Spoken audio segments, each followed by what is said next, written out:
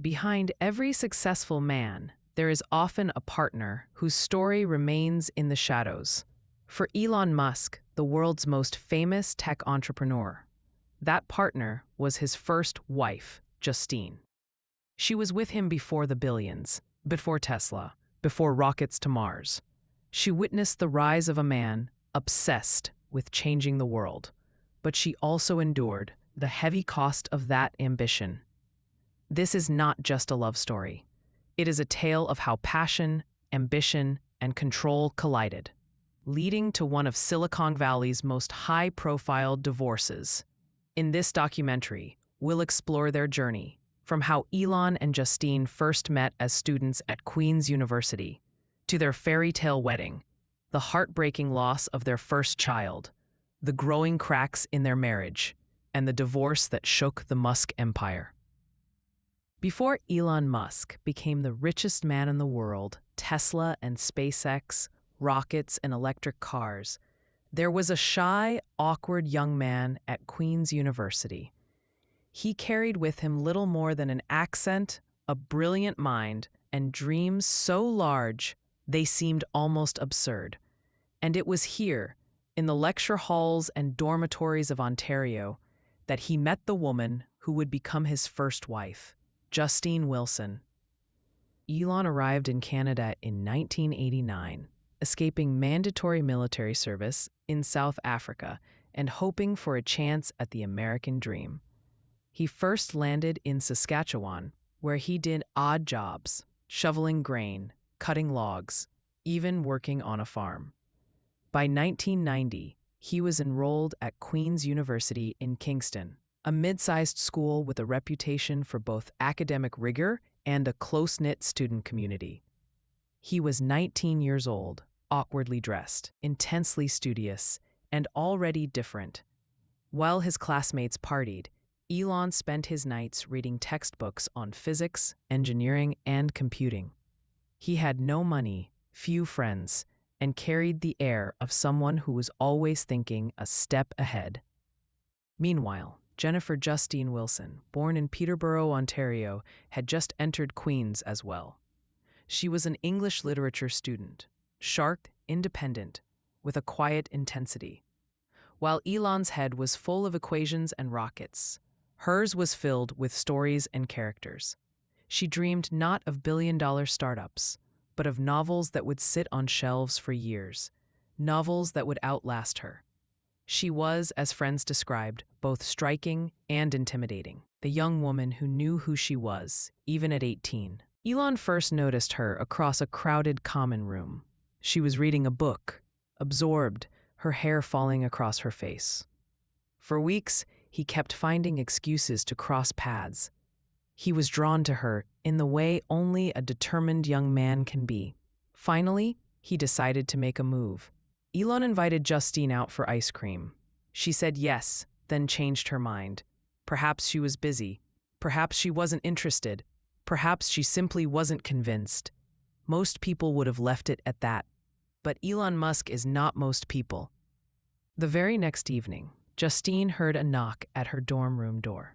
She opened it to find Elon standing there, awkward smile, slightly breathless, holding 2 melting chocolate chip ice cream cones. "You didn't come," he said simply, handing her one of the cones. It wasn't smooth. It wasn't romantic in the Hollywood sense. But it was sincere. That persistence, the refusal to accept no, was quintessential Elon Musk. Justine later wrote, "He showed up at my dorm room with 2 dripping chocolate chip ice cream cones. He's not a man who takes no for an answer." That was the beginning. They began to talk. At first, their conversations were awkward. Elon wasn't a natural conversationalist, but he had intensity. He asked about her writing, about her dreams of publishing. She told him about the Gothic stories she wanted to write, about her fascination with power, with characters who wrestled with destiny.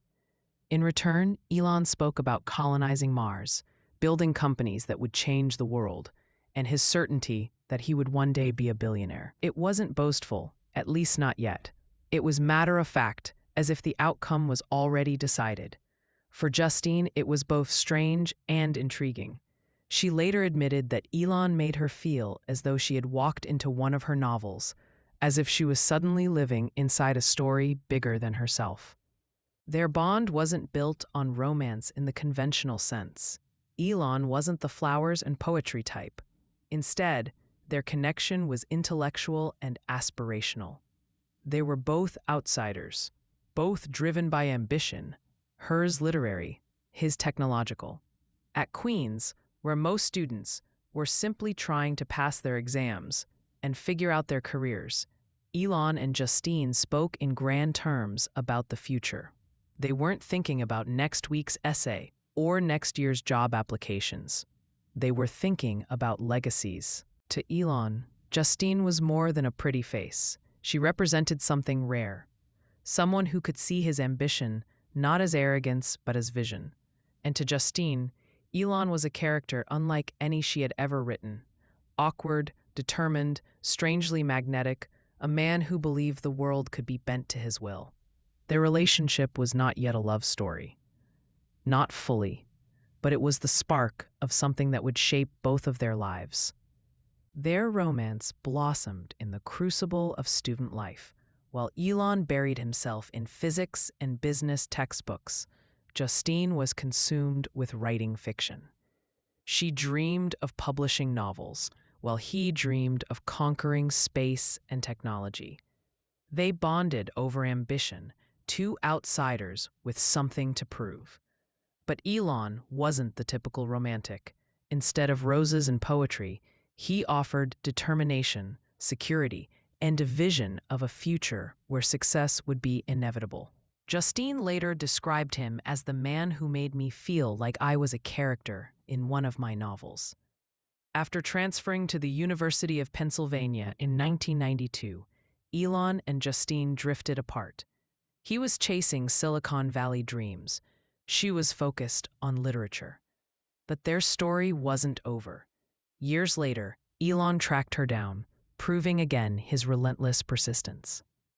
In January 2000, after years of courtship and periods of separation, Elon Musk and Justine Wilson made their vows. For Elon, it was the beginning of a new millennium, and he was already wealthy from the sale of his first company, Zip2. For Justine, it was a leap into a life that promised both adventure and uncertainty. Together, they stepped into marriage with the belief that love and ambition could coexist. Their ceremony was not the extravagant spectacle of celebrities. It was elegant, but relatively modest, intimate, attended by family, friends, and a few business colleagues. Elon, though never a man for sentimentality, looked at Justine with genuine pride. He saw in her someone who believed in him long before the world did. For Justine, the wedding was surreal. She later admitted in interviews that she knew Elon wasn't the typical romantic husband, but he offered something else: determination, vision, and the promise of building a future that would be extraordinary. That promise was intoxicating. In the early years, they settled into a rhythm. Elon poured his energy into building X.com, the company that would later merge and evolve into PayPal. Justine continued to pursue her writing career, working on her first novel, Blood Angel. Their life together was demanding, yet filled with optimism. Elon worked long hours, often falling asleep at his desk. Justine spent those hours writing, waiting, sometimes feeling like a supporting character in his story, but always determined to hold on to her own identity. They were building not just companies and novels, but also a dream of family. In 2002, that dream came true with the birth of their first child, Nevada Alexander Musk. The joy was indescribable. Scene: hospital room. Justine cradling her newborn. Elon looking awkward but proud. The soft beep of monitors in the background. For Justine, holding Nevada was transformative. She had longed for this moment, to nurture, to protect, to give life. Elon, though uncomfortable with overt displays of emotion, was quietly proud. He told friends that fatherhood gave him new motivation, a reason to push harder to secure the future. For a brief moment, their marriage felt whole. The ambitious entrepreneur and the aspiring writer had become parents. But tragedy arrived without warning. At just 10 weeks old, Nevada stopped breathing in his crib.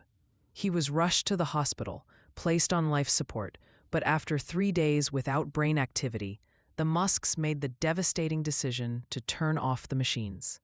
Justine later described it in heartbreaking words. "I held him in my arms, feeding him, when his heartbeat stopped." The loss shattered her. For a mother, there are few pains greater than losing a child. Elon's response, however, was starkly different. He refused to dwell on grief. He buried himself in work, pushing emotions aside. He told Justine bluntly, "I don't want to talk about it." This difference in grieving styles created a deep fracture. Justine needed to share, to process, to weep. Elon, ever pragmatic, believed that lingering on pain was a waste of time. He compartmentalized, moving forward as if nothing had happened. But Justine refused to let tragedy define her family life. Determined to have children, she turned to IVF. In 2004, she gave birth to twins, Griffin and Xavier. The house once again filled with life, laughter, and chaos. Elon, while still consumed by work, showed moments of pride. He loved showing his sons to friends, even if he left most of the parenting to Justine and the nannies. 2 years later, in 2006, she gave birth to triplets, Kai, Saxon, and Damien. 5 children in total, all born within 4 years, all through IVF. Their home became a whirlwind of energy. Toys scattered across marble floors, children's laughter mixing with the hum of computer servers, Elon darting in and out between meetings, and Justine trying to hold it all together. From the outside, it looked like a dream. Elon Musk, the rising tech billionaire, had a beautiful wife, 5 healthy children, and a sprawling mansion. Justine had published her first novel, was working on her second, and was raising a family. They appeared to be a power couple, young, rich, brilliant, with the world at their feet.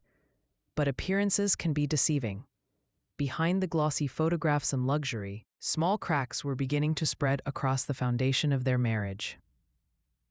Justine noticed that while Elon provided materially, emotionally he was absent. His companies, Tesla and SpaceX, were demanding more and more of his time. When he was home, he was often distracted, scrolling through engineering diagrams, firing off emails late into the night. Justine, juggling 5 children, her own ambitions, and the memory of loss, began to feel invisible. She later recalled, "Elon's judgment overruled mine. He made it clear there could only ever be one star in the relationship, and it wasn't me." The very ambition that had drawn her to Elon in the first place was now becoming a wall between them. And though neither of them fully realized it yet, the dream they had built together was slowly beginning to unravel. They had the wedding, the wealth, and the children. They had endured tragedy and tasted triumph. But beneath the surface of their perfect family life, pressures were building. The next chapter in their story would not be about love or family. It would be about cracks, conflict, and the quiet collapse of their marriage. As Tesla and SpaceX consumed Elon's life, Justine found herself increasingly isolated. She described him as brilliant, but also controlling. In a powerful essay she later published in Marie Claire, Justine recalled, "Elon's judgment overruled mine, and he was constantly remarking on the ways he found me lacking. I began to feel insignificant in his eyes." She felt more like an accessory than a partner. Elon expected order, efficiency, and discipline at home, just as he did in his companies. He once told her, "If you were my employee, I would fire you." The romantic ideal of partnership had shifted into something colder, a hierarchy, with Elon firmly at the top. Justine wanted equality, shared decisions, emotional intimacy. Instead, she felt reduced to a role, the supportive wife of a rising tech mogul. Her identity as a writer, as a woman with her own ambitions, seemed to vanish. By 2008, the cracks had widened into an unbridgeable chasm. That year was brutal for Elon. Tesla was on the brink of bankruptcy. SpaceX had suffered multiple failed launches. His personal fortune was shrinking. Amid this chaos, his marriage collapsed. Justine recalled the exact moment. Elon sent her an email, coldly stating he was filing for divorce. There was no dramatic confrontation, no tearful last conversation, just a digital severing of their union. The words stunned her, but they also freed her. The divorce became public and messy. Custody battles, financial settlements, and emotional wounds spilled into the media. Elon moved on quickly. He began dating British actress Tallulah Riley, whom he later married and divorced twice. For Justine, it was the end of a marriage, but the beginning of rediscovering herself. The divorce settlement was significant. Justine received $20 million in cash and alimony, as well as child support for their 5 children. But for her, the greater battle was identity, not money. She refused to remain silent. In her Marie Claire essay, she declared, "I am now a model ex-wife. I consider myself Elon's starter wife." It was raw, honest, and unflattering. She spoke of how Elon wanted a trophy wife, someone to stand beside him, not equal to him. She revealed the loneliness, the imbalance, the emotional void of their union. The essay shocked readers. Many saw Justine as brave for speaking out. Others accused her of bitterness. But she had reclaimed her voice, her narrative. For Elon, the essay was another controversy to weather. But as always, he focused on work. Rockets, cars, and big ideas eclipsed personal drama. Looking back, Justine described her marriage as transformative but painful. It shaped her identity, her voice, her writing. She said, "I grew in ways I couldn't have otherwise." For Elon, the divorce underscored the sacrifices he was willing to make for his vision. His life would always prioritize mission over marriage. Their story reveals an eternal tension, love versus ambition. Can one have both without sacrifice? For Elon and Justine, the answer was no. But their union left a mark, not just on each other, but on the public's understanding of what it means to live alongside genius. And as history remembers Elon for rockets, cars, and AI, Justine's voice remains an equally important reminder. Behind the myth of the innovator lies the reality of human cost. This was the story of Elon Musk and his first wife, Justine. A story of ambition, love, tragedy, and ultimately divorce. It is a reminder that even the most extraordinary lives are still bound by the most ordinary struggles. Love, loss, and the search for identity. If you found this documentary insightful, please like, subscribe, and share. And let us know in the comments. What do you think this story tells us about the cost of ambition? Thank you for watching.